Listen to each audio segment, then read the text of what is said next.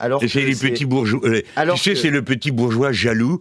Alors il est là, ah gna gna, l'autre, oui, j'ai un appart à Paris, j'ai 72 ans, mon petit gars, on verra où tu seras, à 72 ans, est-ce que tu fais? Et mon appart, et c'est moi, j'ai rien fait, j'ai acheté un appart, pas un capital. Hein. Pourquoi c'est comme ça? Et évidemment que moi j'ai eu une vie d'intellectuel, j'ai été prof, j'ai été bureaucrate, puis j'ai été parlementaire, donc évidemment mon corps a été moins exposé hein, à la dureté de la vie. Je ne peux pas vous dire, il n'y a pas de dégoût. J'ai jamais aimé, moi, qu'on tire sur, ou qu'on massacre des civils qui ne peuvent pas se défendre. Donc je ne peux pas être d'accord avec ce qui s'est passé le 7 octobre quand on a tiré sur les gens d'une rave party, quoi. Là, qui peut être d'accord avec un truc pareil? Personne. Le deuxième service qu'ils nous rendent, vous n'avez pas prévu, hein, c'est qu'ils font sauter un bâtiment d'un service de l'État. Bon, je préfère le dire clairement, on n'est pas d'accord. Hein, on n'est pas d'accord pour qu'on fasse sauter quoi que ce soit, d'ailleurs, au service de l'État ou autre chose.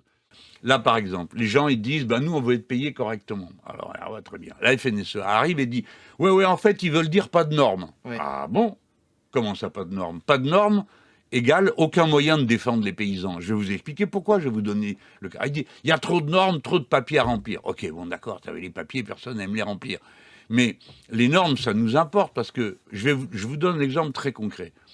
Si nous, on avait gouverné le pays, on aurait dit, nous, le glyphosate, c'est terminé. On ne veut plus qu'on mette de glyphosate dans la terre de ce pays, parce que la fécondité des sols a baissé, les maladies se sont répandues, le produit est vraisemblablement, plus que vraisemblablement cancérigène, etc., etc. On n'en veut plus. Alors, on dira, ah, bah, si vous faites ça, monsieur Mélenchon, alors, ceux qui font avec du glyphosate, ils n'ont pas le boulot à aller ramasser les mauvaises herbes ou je sais pas quoi.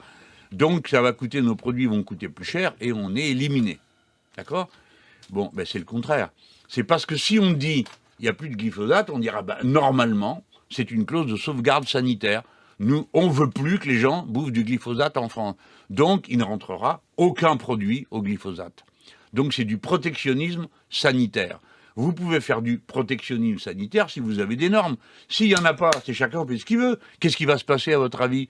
Eh bien, ça va être la concurrence comme avant. Là, ils vous disent, alors, il faut toujours rattacher les problèmes les uns aux autres. Les gens, il faut arrêter de penser case par case. Alors, l'Ukraine, oh, c'est la guerre, c'est horrible et tout ça. Qu'est-ce qu'on peut faire pour les aider et tout ça? Bon, bah, on connaît le numéro. Alors, on dit, bon, on va les aider. Ah ben, c'est super, on va les faire entrer dans l'Union européenne. Alors, regardez-moi bien, là, dans les yeux. Hein. Eh ben, nous, jamais. D'accord? On ne permettra jamais ça. Pourquoi?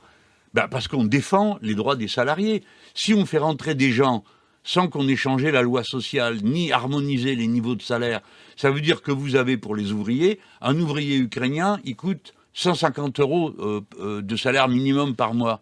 D'accord? Ça vous dit quelque chose? Donc c'est impossible de lutter contre.